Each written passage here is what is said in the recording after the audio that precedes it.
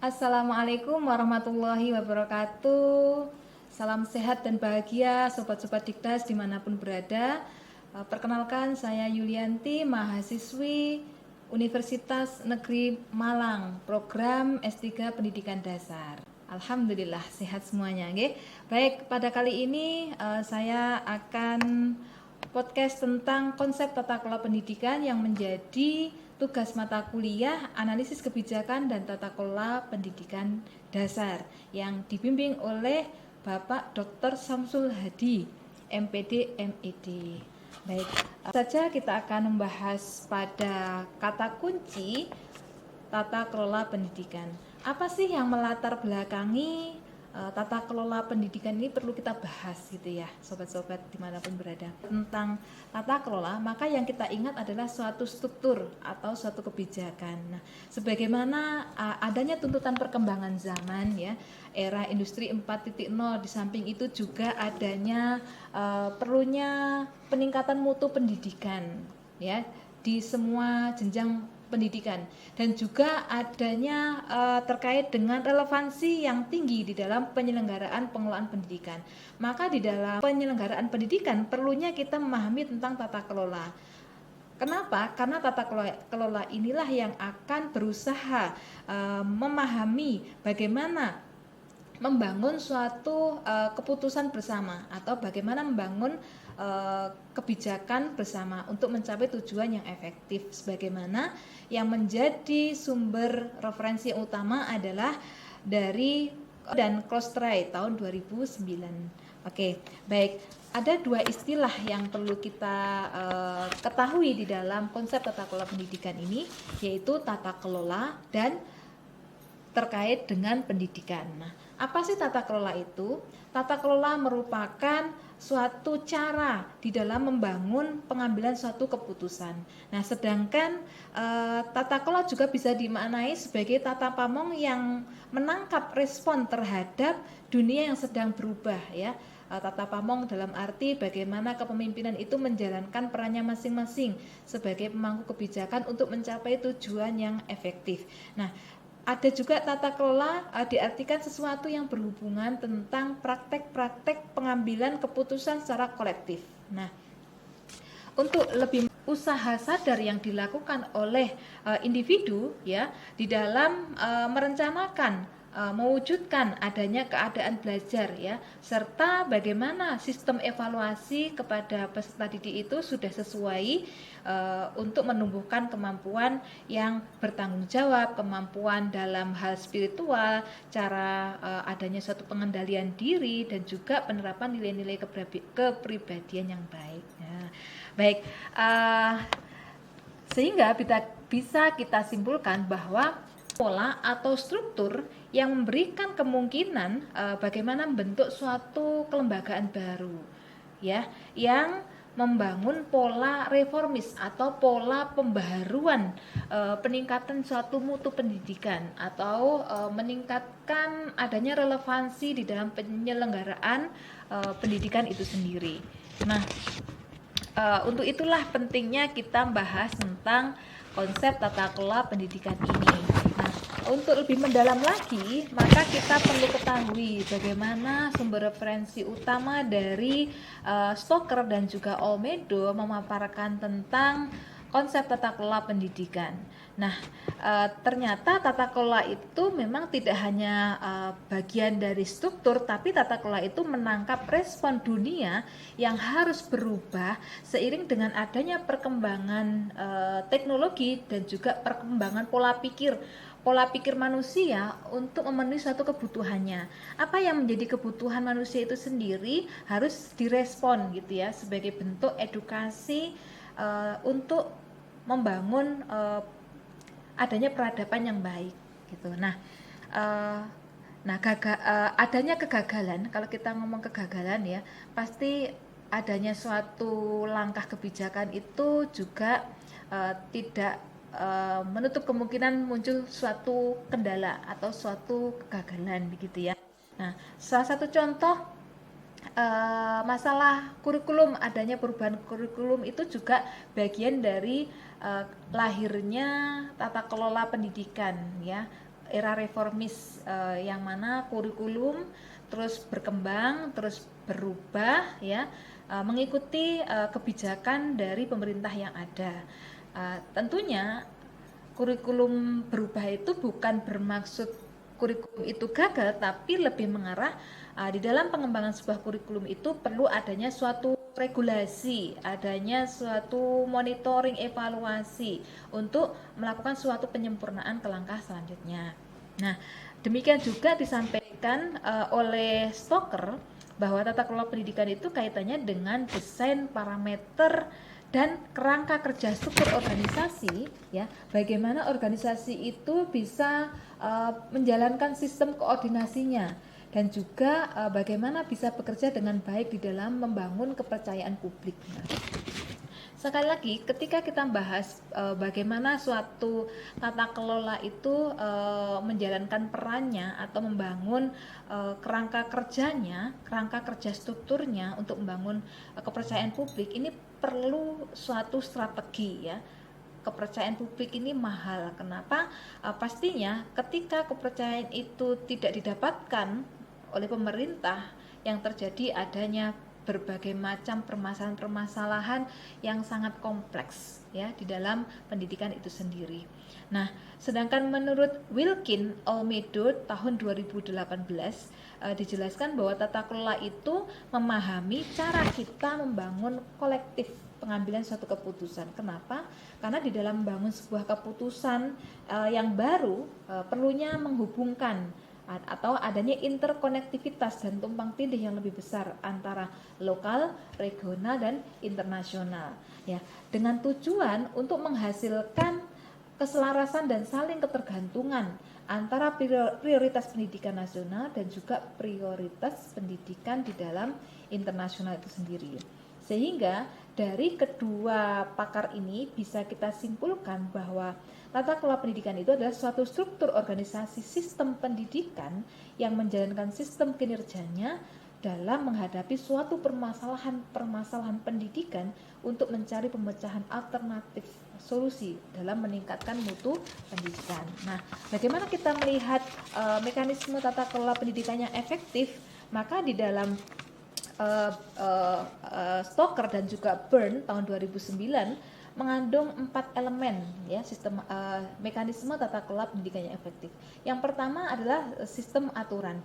Apa artinya suatu tugas tanpa ada aturan yang jelas? Maka di dalam prinsip aturan atau mekanisme aturan ini dijelaskan tentang apa peran dan tanggung jawab serta bagaimana monitoring dari setiap aktor menjalankan tugasnya masing-masing.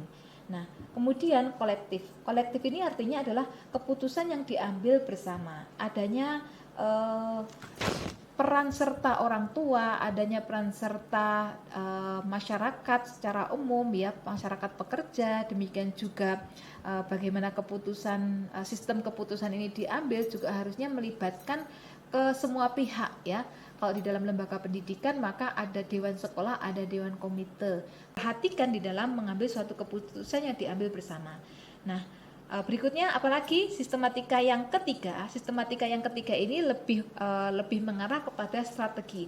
Bagaimana pengambilan suatu keputusan, langkah rencana apa yang akan dilakukan dalam melaksanakan atau di dalam mencapai suatu program yang telah ditetapkan. Maka butuh adanya strategi-strategi baik secara mikro maupun makro di dalam membijaki suatu sistem pendidikan itu sendiri. Kemudian yang terakhir di dalam mekanisme tata kelola ini adalah layak. Apa artinya? Ada suatu sistem kontrol secara formal yang bisa mengawasi hubungan arah hasil kegiatan yang dilakukan. Ya, jadi layak di sini adalah harus bisa diterima uji kevalitan dari pelaksanaan peran dan tanggung jawab pada pola-pola struktur tata kelola tersebut. Nah, maka di dalam sistem pemerintahan yang menjadi pemangku kebijakan itulah bagian dari tata kelola atau akar dari berjalannya suatu kebijakan. Nah, sebenarnya apa sih pemerintahan itu? Nah, pemerintahan itu merupakan suatu organisasi atau wadah orang yang mempunyai kekuasaan dan lembaga yang mengurus masalah kenegaraan dan kesejahteraan rakyat dan negara. Jadi pemerintahan seperti yang kita ketahui di negara Indonesia itu, bentuk pemerintahan adalah demokrasi, artinya pemerintahan dari rakyat, oleh rakyat, dan untuk rakyat. Nah, sedangkan apa hubungannya antara pemerintahan dengan pengetahuan gitu ya, kalau kita bahas tentang tata kelola pendidikan. Nah, pengetahuan di sini adalah kekuatan yang mendorong dibalik adanya perubahan kebijakan dan juga menjadi kunci adanya suatu perbaikan layanan publik yang mana perlu adanya berkelanjutan, yang mana perlu adanya suatu kelanjutan karena adanya kegagalan tata kelola atau adanya kebijakan yang kurang berjalan lancar. Ini juga dipengaruhi adanya kerangka-kerangka kerja yang kurang baik atau kerangka-kerangka kerja yang tidak bisa dilanjutkan oleh para reformis pendidikan. Nah, ketika kita membahas tentang tata kelola pendidikan, kita juga akan mengetahui bagaimana model-model pemerintahan itu sendiri sebagai pemangku kebijakan. Nah, model-model pemerintahan sebagaimana yang tergambar dalam bukunya Peer dan Peter tahun 2005 halaman 11, ada 5 model-model pemerintahan. Di antaranya adalah etatis. Nah, etatis di sini adalah pemerintahan adalah aktor utama yang akan mempengaruhi jalannya suatu kebijakan. Nah, sedangkan model liberal demokratis adalah di mana negara masih memainkan peran utama ya, yang mana dibantu oleh para aktor-aktor yang lebih dominan atau aktor-aktor dari suatu komunitas yang sangat berpengaruh terhadap sistem pemerintahan itu sendiri. Nah, berbeda dengan state atau negara sentris, negara yang terpusat, artinya negara menjadi aktor utama atau aktor dominan di dalam membangun suatu kebijakan. Nah, sedangkan di Belanda ini ya, karena di dalam tata kelola pendidikan juga kita akan bahas tentang kasus-kasus pendidikan di negara-negara maju, yang ada bahwa di negara Belanda itu sekolah pemerintahan Belanda lebih menekankan pada atau lebih tergantung pada jaringan sosial ya untuk memerintah. Artinya aktor-aktor yang terlibat di dalam dunia pendidikan ini akan memutuskan berdasarkan adanya konsensus luas ya. Adanya suatu permasalahan juga didasarkan adanya fenomena-fenomena yang memang sudah ditangkap di jaringan sosial. Contoh di negara Belanda, adanya kasus kinerja sekolah yang rendah. Kenapa dikatakan rendah? Karena pola pikir atau pola kerja yang masih tergantung pada tradisi otonomi sekolah yang mana belum adanya progres sesuai dengan perkembangan zaman ya, yang seharusnya suatu otonomi daerah itu juga perlu menguatkan bagaimana peran media, peran orang tua dan juga pemangku kepentingan lain di dalam membangun suatu lembaga pendidikan.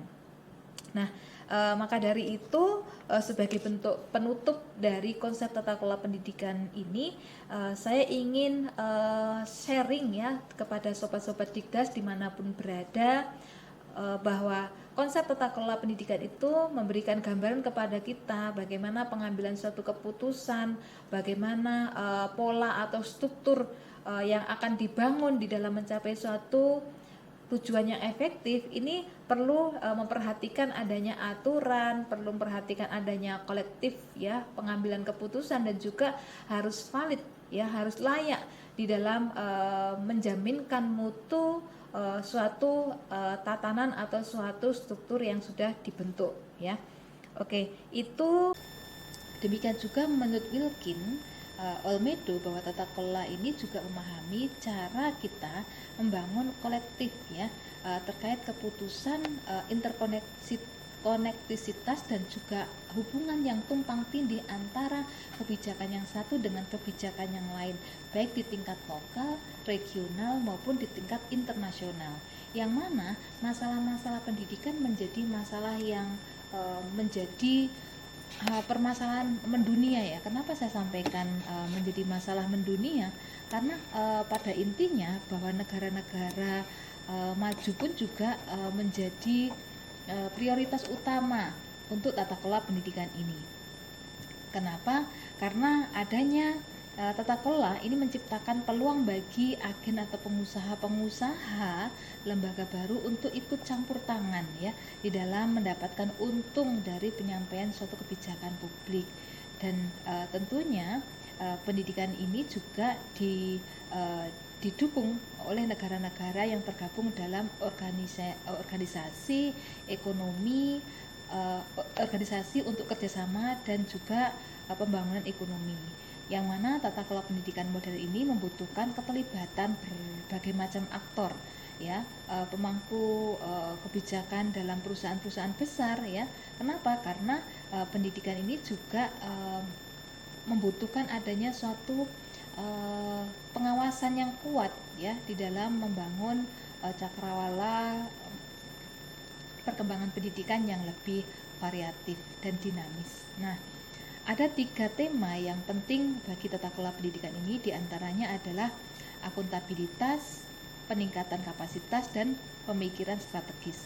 Sebenarnya akuntabilitas itu seperti apa?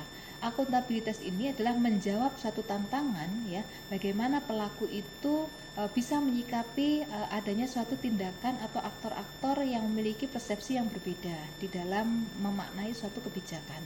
Sehingga akuntabilitas ini harapannya bisa menyikapi tantangan untuk meminta pelaku yang berbeda dari berbagai macam tingkatan itu untuk melakukan suatu aksi sikap tanggung jawab ya di dalam tatanan yang telah dia ciptakan. Nah, yang kedua, peningkatan kapasitas ya. Jadi tema yang penting di dalam tata kelola ini selain akuntabilitas juga peningkatan kapasitas. Nah, peningkatan kapasitas ini berfokus pada kebutuhan di mana implementasi pembelajaran atau pendidikan di suatu lembaga pendidikan ini juga membutuhkan adanya sarana prasarana dan juga dukungan sistem yang kuat gitu ya. Sehingga peningkatan kapasitas yang mendukung adanya tata kelola pendidikan ini sangat mempengaruhi dalam pengambilan suatu kebijakan. Kemudian yang ketiga adalah pemikiran strategis. Nah, kepemikiran yang strategis ini di dalam tata kelola pastinya aktor ataupun pelaku pelaksana harus memahami visi dan misi, misi jangka panjang dan serangkaian tujuan dan sasaran yang akan menjadi penguatan menjalankan perannya masing-masing.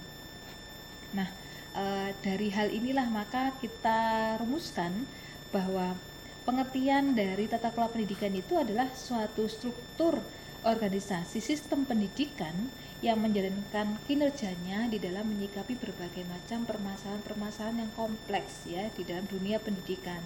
Tentunya untuk meningkatkan mutu pendidikan dan juga meningkatkan relevansi tingginya pengelolaan penyelenggaraan pendidikan itu sendiri. Oke, ketika kita sudah memahami tentang pengertian tata kelola pendidikan, maka kita perlunya memahami tentang bagaimana mewujudkan tatanan atau mekanisme tata kelola pendidikan yang efektif di suatu negara. Nah, hal ini dikuatkan oleh pendapatnya Olmedo bahwa pemerintahan adalah suatu organisasi atau suatu wadah di mana aktor atau orang mempunyai kekuasaan dalam lembaga tersebut untuk menjalankan peran dan tugasnya masing-masing ya terkait masalah kenegaraan dan juga kesejahteraan rakyat dan negaranya. Artinya bahwa pemerintahan ini memainkan peran secara langsung dan relevan sesuai dengan kebutuhan masyarakat ataupun kebutuhan negaranya. Nah, di dalam menjalankan peran sebagai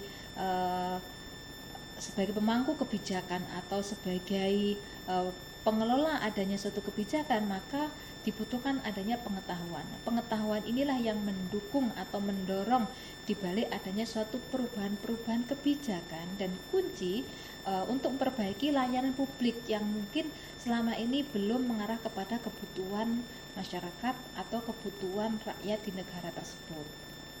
Nah, lebih lanjut lagi ketika kita memahami tentang kebutuhan masyarakat atau kebutuhan warga negara atau kebutuhan negara, maka ada model-model pemerintahan yang sudah dijabarkan di dalam bukunya Wilkin ya. Apa itu? Ada model pemerintahan etatis. Nah, model pemerintahan etatis ini adalah suatu model pemerintahan yang lebih mengarahkan kepada aktor utama atau pemangku kebijakan itu adalah pemerintah, karena pemerintah yang bisa mengambil suatu keputusan apakah beberapa kebijakan ini bisa berjalan dengan lancar. Tentunya juga melibatkan aktor-aktor tertentu yang memang diizinkan oleh pemerintah di dalam menjalankan suatu programnya. Nah, sedangkan model pemerintahan liberal demokratis ini adalah suatu kebijakan negara yang mana memainkan peran utama dan dapat memilih aktor-aktor yang bersaing ketat, yang mana diberikan suatu pengaruh dari pemerintahan. Jadi liberal demokratis ini adalah sistem ini sering terjadi adanya pelimpahan wewenang dari pemerintah ke peran-peran ke aktor-aktor tertentu sebagai peran utama di dalam menjalankan programnya untuk memiliki atau untuk mengandalkan lembaga-lembaga yang kuat ya di dalam memangku suatu kebijakan. Sedangkan model pemerintahan yang ketiga adalah model pemerintahan yang terpusat. Artinya bahwa negara masih menjadi aktor yang paling dominan, tetapi juga membangun hubungan yang dilembagakan dengan beberapa aktor masyarakat yang paling kuat. Ya, artinya bahwa pelibatan negara dengan asosiasi bisnis dan juga serikat pekerja ini menjadikan pengambilan suatu keputusan dalam lembaga pendidikan ini menjadi kuat, atau sistem pendidikan itu menjadi kuat karena ada support system dari para perusahaan-perusahaan atau pemangku kebijakan perusahaan besar di dalam membangun pendidikan itu sendiri. Dan yang keempat, sebagaimana yang telah diungkapkan di dalam bukunya Wilkin itu, ada beberapa studi kasus untuk melihat tata kelola pendidikan yang selama ini di negara-negara maju menjadi suatu permasalahan. Di antaranya yang saya cermati adalah di negara Belanda. Nah, sekolah pemerintahan Belanda ini menguatkan bahwa negara sangat bergantung pada jaringan sosial untuk memerintah. Jadi negara melihat memonitoring bagaimana jaringan sosial terkait dengan perkembangan pemerintahan itu sendiri, sehingga dari dasar jaringan sosial itulah pemerintah mengambil suatu kebijakan untuk memerintah ya, aktor-aktor di dalam mengambil suatu keputusan yang didasarkan pada fakta atau adanya konsensus yang sangat luas ya. Nah, hal ini juga ketika dilihat bagaimana negara Belanda itu memiliki suatu problem ya, meningkatnya kinerja sekolah dasar yang lemah ya. Kenapa dikatakan lemah? Karena efektivitas instrumen kebijakan yang ditunjukkan untuk mengurangi jumlah sekolah dasar yang punya kinerja yang buruk ya, ini juga belum terekam dengan baik. Nah, tentunya di dalam tata kelola pemerintahan Belanda dalam pendidikan dasar ini masih merujuk pada tradisi-tradisi lokal ya, yang mana belum adanya progres atau belum adanya menerima suatu perubahan-perubahan yang signifikan ya. Tentunya ketika kita melihat hal ini, masalah kinerja yang buruk, perlunya adanya peran serta orang tua sebagai penguasa atau sebagai pengasuh anak ya, karena anak di sekolah itu atau siswa-siswi di sekolah itu pasti punya waktu yang sangat sedikit ya dibandingkan dengan masa waktu yang ada di rumah. Maka pengasuhan ataupun pendidikan itu adalah urusan bersama ya. Perlunya pelibatan orang tua di dalam membangun tatanan pendidikan di suatu lembaga. Nah, di samping orang tua juga perlunya adanya media. Ya, media yang dimaksudkan adalah media baik dalam arti jaringan sosial ya, perlunya adanya suatu media yang bisa memonitor keterbukaan transparansi antara penyelenggaraan pendidikan di lembaga sekolah, juga penyelenggaraan pendidikan di luar lembaga sekolah tersebut, yang mana akan dimonitor secara langsung oleh para orang tua, sehingga dengan adanya keterbukaan atau transparansi, akuntabilitas tata kelola di suatu lembaga, ini akan meningkatkan mutu pendidikan dan meningkatkan relevansi penyelenggaraan pengelolaan pendidikan di suatu lembaga tersebut. Nah, di samping perlunya adanya pengembangan ya, juga perlu ada pelibatan pemangku kepentingan ya, yang lain yang mendapat perhatian yang khusus. Contohnya adalah komite sekolah ya, juga melibatkan suatu mitra-mitra tertentu ya, yang sebagai dasar di dalam membangun tata kelola pembelajaran atau tata pamong di suatu lembaga tersebut. Sebagai contoh bahwa di pendidikan dasar itu sendiri, dengan adanya kurikulum merdeka ini, tentunya bagaimana siswa itu tidak hanya belajar di dalam kelas, memanfaatkan sarana yang ada di kelas, tapi adanya para praktisi yang memberikan knowledge ya, kepada peserta didik atau siswa-siswi sekolah dasar di dalam membangun pola pikir ya, untuk mencapai suatu tujuan yang efektif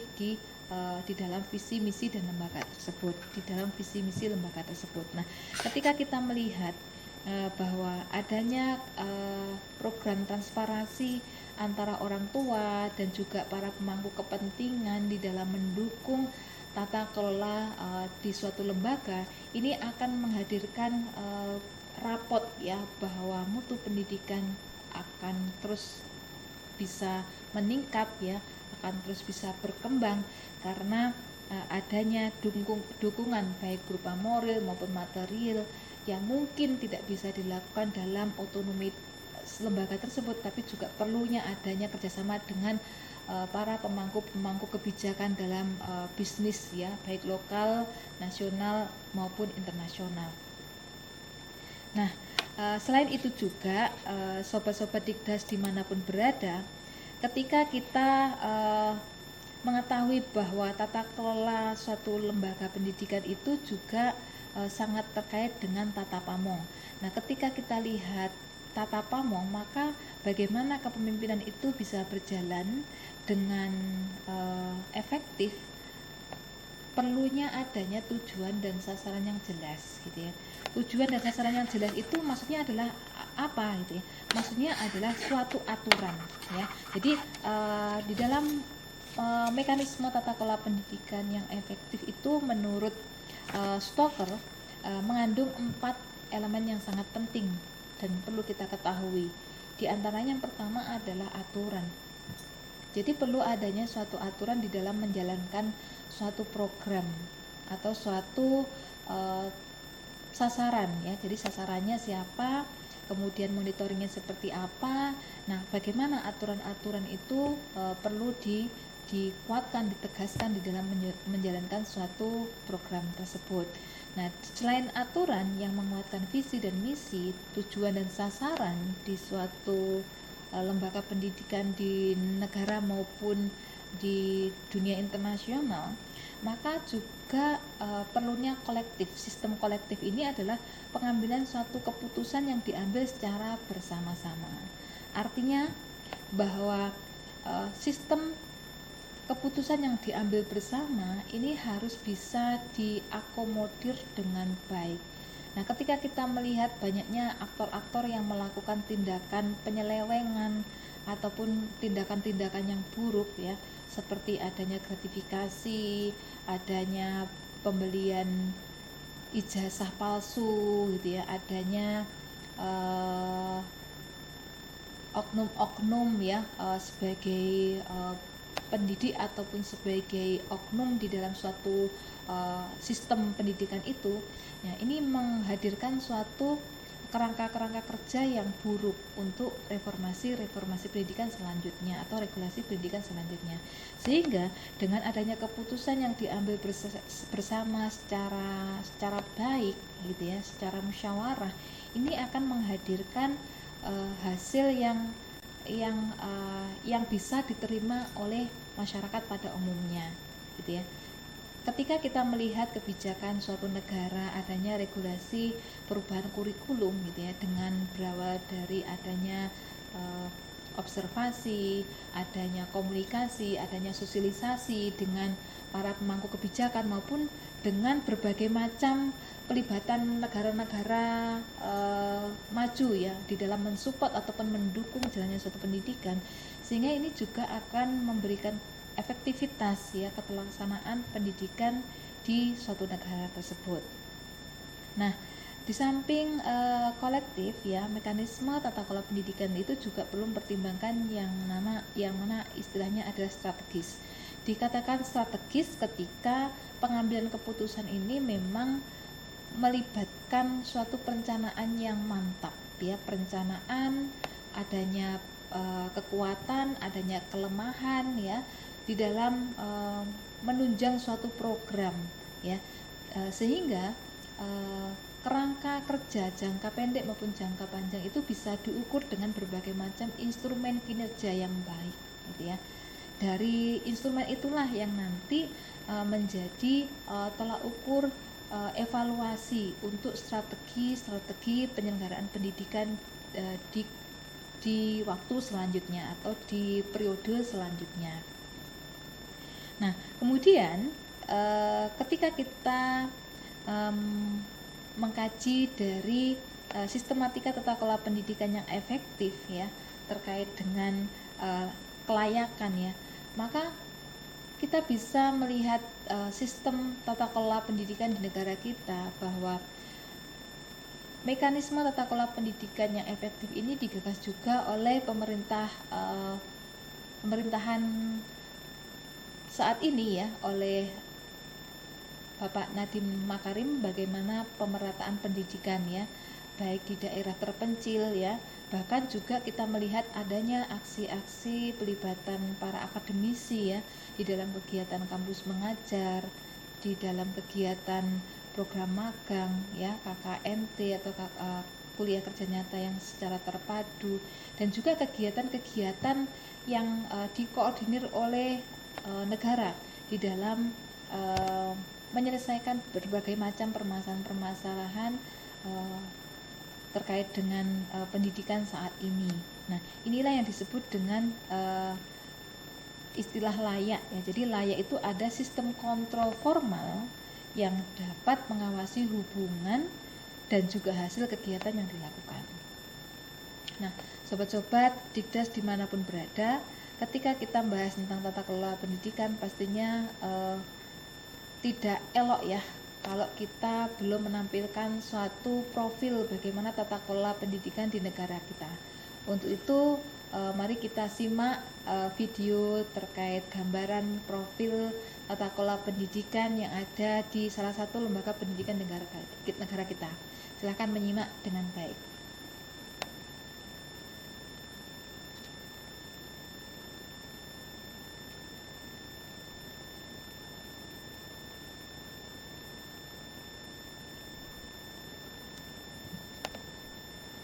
Baik, setelah kita menyimak profil gambaran pendidikan dasar yang ada di negara kita ya, tatanan pengelolaan pendidikan, maka itu juga dikuatkan dari standar pengelolaan pendidikan, yang mana standar pengelolaan pendidikan itu juga didasarkan pada pengaturan ya, atau mengatur sistem pendidikan yang kompleks. Di antaranya adalah sistem pembelajaran. Nah, bagaimana tata kelola pengelolaan pendidikan dalam pembelajaran? Contohnya adalah terkait kebijakan kurikulum pembelajaran. Nah, mungkin sebelum kurikulum pembelajaran perlunya mengetahui ya, menganalisis bagaimana keterlaksanaan dari kurikulum sekolah itu sendiri yang menjadi potret siswa-siswi atau peserta didik di dalam menjalani program belajarnya selama di sekolah tersebut. Nah, kegiatan-kegiatan apa saja yang akan dibangun di dalam sekolah tersebut ini perlunya diketahui ya, supaya apa yang menjadi cita-cita atau output peserta didik selama belajar di sekolah itu akan bisa sesuai dengan harapan. Nah, di samping itu juga perlunya mengetahui tentang kegiatan ataupun praktek-praktek pembelajaran yang ada di lembaga pendidikan tersebut. Kira-kira program pembelajaran apa yang ada di dalam lembaga tersebut yang bisa mensupport bakat minat peserta didik. Tata kelola pendidikan di dalam suatu lembaga sekolah gitu ya, perlunya juga mengkoordinir bagaimana kurikulum itu juga didukung atau memenuhi kebutuhan bakat minat peserta didik, sehingga visi misi lembaga tersebut untuk menjadi gambaran luaran atau lulusan nanti, apakah memang sudah mengarah kepada lulusan pendidikan yang sesuai dengan tujuan pendidikan atau tujuan pemerintah di dalam penyelenggaraan suatu pendidikan di negara ini. Nah, sehingga bisa kita simpulkan bahwa tata kelola pendidikan itu adalah suatu struktur atau tatanan sistem pelaksanaan pendidikan di suatu lembaga pendidikan baik lokal, nasional maupun internasional di dalam menyikapi adanya berbagai macam permasalahan yang mana dilakukan secara akuntabel, adanya transparan, adanya berkelanjutan atau kontinuitas, dan juga adanya keterbukaan di dalam sistem monitoring dan evaluasinya. Baik itu yang bisa saya sharingkan di dalam pembahasan kali ini tentang tata kelola pendidikan. Mohon maaf kalau ada kurangnya. Tetap semangat untuk podcast selanjutnya. Jangan lupa like dan subscribe. Terima kasih. Wassalamualaikum warahmatullahi wabarakatuh.